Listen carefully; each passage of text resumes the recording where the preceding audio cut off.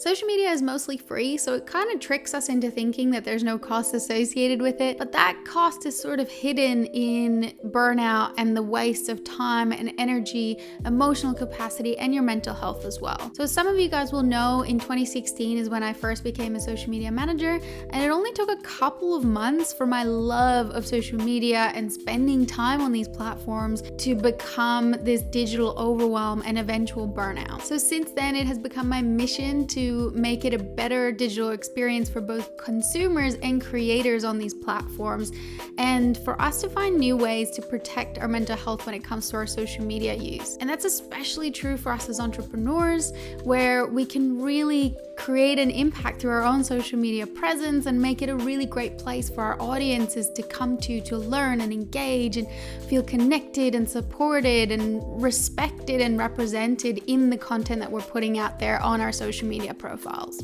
And while this can absolutely be a much bigger topic for us to explore, in this video I just wanted to give you 3 quick tips that you can implement straight away to make your time spent on social media a more positive experience for yourself and for your followers as well. Because I know firsthand what it's like when the one thing you're trying to avoid is also the one thing that you need in order to grow your business, which in this case is definitely social media. So let's change that today, starting with my very first tip, which is all about controlling the algorithm. So here it is. Your behavior on social media changes what you see. I know you might be thinking you already knew this, but did you? Did you really know it? Because I don't think I did until I watched the Social Dilemma doco on Netflix. I didn't realize that the actions I took on social media so drastically changed what was actually appearing in my newsfeed in terms of recommendations and the posts I was seeing from the people I was following.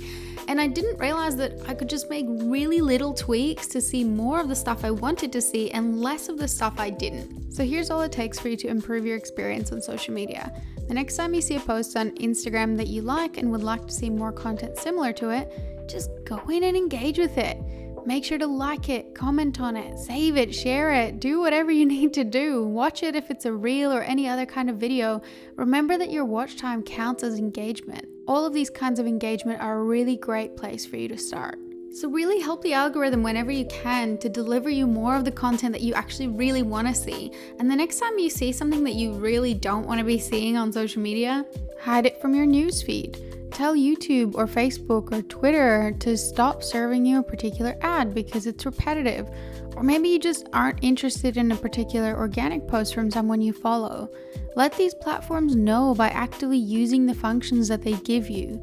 You can also mute people on Facebook for a specific period of time or stop seeing their stuff altogether. Not to mention you can also restrict people on Instagram from messaging you. Because you deserve to have a really positive experience on all these social networks, but you do have to give the algorithm a little bit of a boost so it knows what kind of content you want to be seeing more of, what kind of content you want to be seeing less of, and why, so it can sort of train itself through that. And I would really encourage you to also schedule some time in your diary to do a cleanse of the accounts you're following on Instagram or channels you subscribe to on YouTube, and see if it actually still makes sense, or if it was like an impulse follow and an impulse subscribe, but you don't actually want to be seeing their regular content. So try and regularly keep check on that, because it can really help you to only keep seeing the kind of content you want to be seeing from the creators that you want to be seeing it from on your social networks. And speaking of Instagram, let's get into my second tip, which is all about redeveloping your social side for yourself and for your audience. Because for an industry that literally has the word social in it, the social media field actually is very far from social a lot of the time. In fact, multiple studies around the world have confirmed that we're feeling more insecure, lonely, and antisocial as a result of social media usage. Not to mention that a lot of us have sort of come to expect that people will blindly follow us without us really giving them any personal value in return.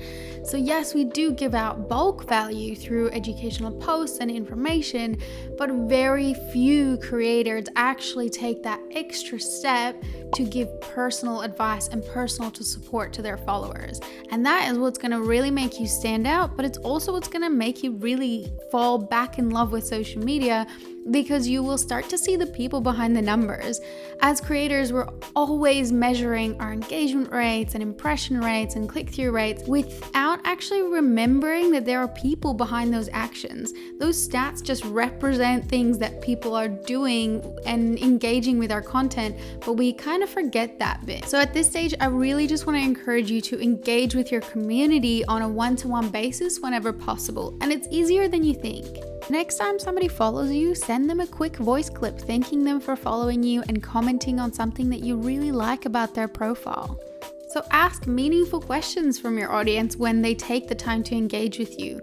Go to their profile, find out their name, use their name in your answer and when you're engaging with them, and ask follow-up questions. Don't just thank them for commenting on a post or asking something in the comments of your video, but actually ask them something about how you might be able to help them. And don't be afraid to really offer support without self-promotion, because promotion will actually come from that support. Remember that people don't buy from faceless brands. They buy from people they know, like, and trust. And also remember that in order to grow a really successful business, all you need is 1,000 true fans, not 1 million or 100,000 passive subscribers or followers.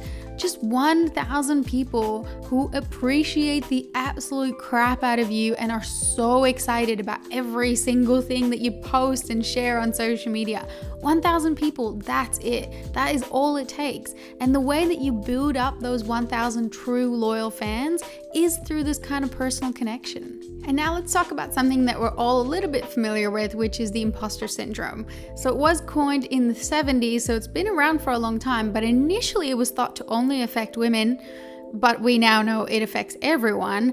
And it's essentially just that feeling that you get when you start a new job and you suddenly feel underqualified for absolutely no reason, or you're just about to jump on stage to speak at an event and you're super prepared.